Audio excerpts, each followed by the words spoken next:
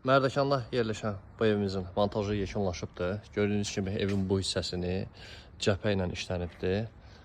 Cəphə profilləri ilə. Yan hissələr isə izosistem. Arxa tərəfində HB-şebələrdən istifadə etmişik. Bu asır dizaynda dizayn edilmiş evimizdir.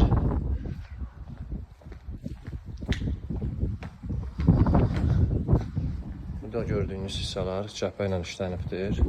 Antrast rəngdə. Paket şüşələrdən, pəncərələri gizli qanadla işlənib.